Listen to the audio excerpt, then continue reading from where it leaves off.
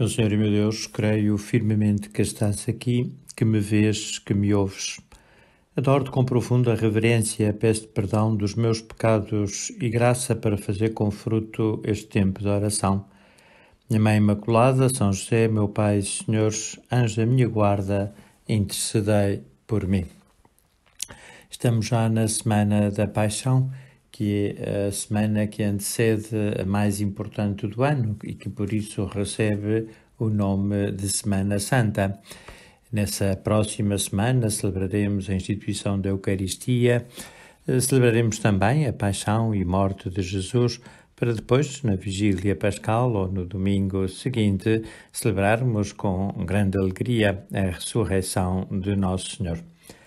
Mas antes de entrarmos no tempo pascal, temos que acompanhar Jesus na sua paixão e na sua morte. E é precisamente quando se aproxima Jesus do seu fim terreno que ele nos explica, talvez aquela que é a questão mais importante de todas e que os seus discípulos deviam reter e deviam também espalhar pelo mundo inteiro e depois transmitir às gerações vindouras. A grande questão, aquela questão que também tinha sido motivo de tantas polémicas à sua volta, é, ao fim e ao cabo, a questão de saber quem é Jesus. Era óbvio, era evidente que Jesus tinha um poder, que não era um poder humano, que não era um poder natural, mas era difícil saber o que é que Jesus era. Sabemos até que, numa ocasião, em Cesareia de Filipe, Jesus perguntou aos apóstolos quem é que os homens diziam que ele era. E a opinião generalizada era a de que Jesus era um profeta. Uns diziam até que era João Batista, que tinha ressuscitado. Essa era também a opinião de Herodes, que o tinha mandado matar. Outros que Elias, porque constava que Elias iria aparecer antes da vinda do Messias, ou Jeremias, ou qualquer outro dos profetas. Mas sabemos que não, que Jesus não é um profeta. Nenhum profeta se deixou adorar e Jesus se deixou adorar. Nenhum profeta teve autoridade para acrescentar um novo mandamento à lei de Deus. E Jesus deu-nos um mandamento novo, que é certamente um novo mandamento da lei divina. Por isso, de facto, também os apóstolos, numa ocasião, quando estavam no barco e levantou-se uma grande tormenta, e Jesus imperou sobre o mar e sobre o vento, e imediatamente a tormenta, a tempestade, se transformou numa grande calmia, num tempo de bonança. E os apóstolos, vários deles eram pescadores, portanto estavam habituados a este tipo de acontecimentos, e à violência destas tempestades, ficaram muito surpreendidos e a sua surpresa, o seu espanto, manifestou-se também com uma pergunta que então formularam, mas para a qual não tinham resposta. Perguntaram quem é ele a quem o mar e o vento obedecem. Pois bem, é a isso que Jesus nos responde no texto do Evangelho que hoje mesmo lemos e meditamos. Jesus disse-lhes mais: Eu retiro-me, vós me buscareis e morrereis no vosso pecado. Para onde eu vou, vós não podeis ir. Diziam, pois, os judeus: Será que ele se mata a si mesmo, pois diz, para onde eu vou, vós não podeis ir? Ele disse-lhes, vós sois cá de baixo, eu sou lá de cima. Vós sois deste mundo, eu não sou deste mundo. Por isso eu vos disse que morreríeis nos vossos pecados. Sim, se não crerdes em quem eu sou, morrereis no vosso pecado. Disseram-lhe então eles, quem és tu? Jesus respondeu-lhes, é exatamente isso que eu vos estou dizendo. Muitas coisas tenho a dizer e a julgar a vosso respeito, mas o que me enviou é verdadeiro e o que ouvi dele é o que digo ao mundo. Eles não compreenderam que Jesus lhes falava do Pai. Jesus disse-lhes mais, quando tiveres levantado o Filho do Homem, então conhecereis quem eu sou e que nada faço de mim mesmo, mas que, como o Pai me ensinou, assim falo. O que me enviou está comigo, não me deixou só, porque eu faço sempre aquilo que é do seu agrado.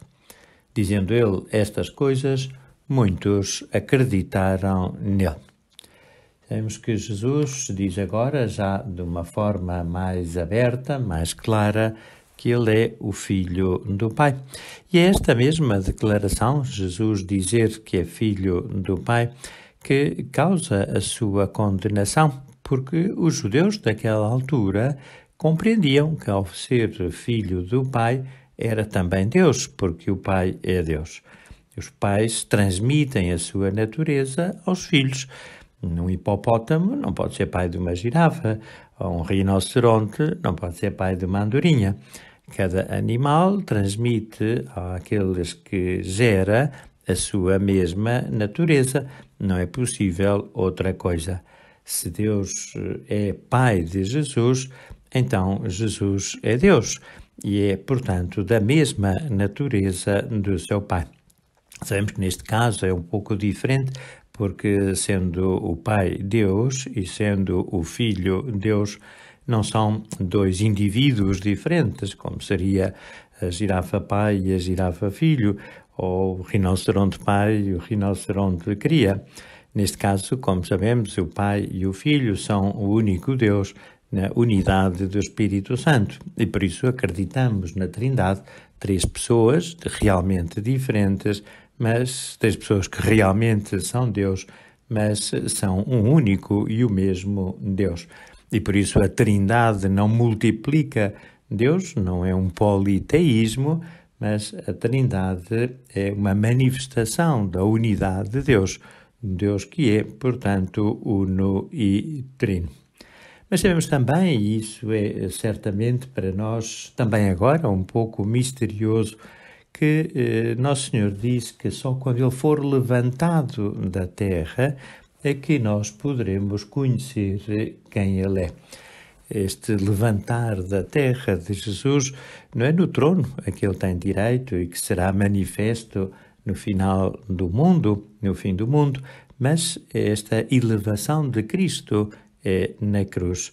Porquê? Porque, sendo Cristo elevado ao céu, desce sobre nós o Espírito Santo e é, de facto, no Espírito Santo que nós podemos conhecer quem é Jesus. Nós podemos conhecer a sua natureza divina, podemos professar que Ele é Deus com o Pai e com o Espírito Santo. Por isso é pela cruz que nós conhecemos este mistério e por isso foi necessário que Cristo fosse levantado sobre a cruz para que nós pudéssemos conhecer que Jesus Cristo é Deus. E sabemos que assim foi até naquele momento tão doloroso em que tanto estavam ali assistindo àquele tristíssimo espetáculo e talvez sem perceber muito do que se estava ali a passar. Conceição de Nossa Senhora, Conceição de São João e de Santa Maria Madalena, talvez as outras pessoas não tivessem percebido que aquela não era apenas uma execução de uns malfeitores quaisquer, mas que era de fato um momento crucial, e nunca melhor dito, porque era o momento em que Jesus morria na cruz, da história do mundo, da história da humanidade, o momento em que acontecia verdadeiramente a nossa salvação. E entre aqueles espectadores que estavam certamente alheios a este sentido mais profundo daquilo que ali estava a acontecer, estava um centurião, seria um romano, seguramente sem fé, seguramente não tinha conhecimento de Cristo, estava simplesmente a cumprir o seu dever e fazer com que aquela pena capital fosse executada em relação àqueles 3 homens que tinham sido condenados à morte, os 2 ladrões e Jesus. Mas ele ficou tão impressionado com a atitude de Jesus que até no alto da cruz teve palavras de perdão, até para os que o mataram. Pai, perdoai-lhes porque não sabem o que fazem. Mas ainda também prometeu o céu naquele mesmo dia para o bom ladrão. Aquele homem ficou tão impressionado. E apesar de Jesus não ter feito nenhum milagre, não ter resplandecido a sua glória, ele foi capaz de afirmar que este é verdadeiramente o Filho de Deus. De facto, ele foi o primeiro que, através da ciência da cruz, chegou ao reconhecimento da divindade de Cristo. Vamos pedir a Nossa Senhora, a quem vamos procurar acompanhar estes dias com a nossa oração, não só pelo Santo Padre e pelas suas intenções, nomeadamente a paz na Ucrânia, mas também pedir-lhe que essa fé que ela sempre teve esteja sempre presente em nós. Ela sempre acreditou que Jesus é o Filho de Deus e por isso foi ela que lhe pediu o primeiro milagre. E por isso também, se era muita a sua dor ao assistir à paixão e morte de Jesus, era grande também a sua certeza na ressurreição. E daí essa serenidade com que Nossa Senhora permanece junto à cruz de Jesus. Dou-te graças, meu Deus, pelos bons propósitos, afetos e inspirações que comunicaste nesta meditação. Peço ajuda para os pôr em prática. Minha Mãe Imaculada, São José, meu Pai e Senhor, anjo da minha guarda, intercedei por mim.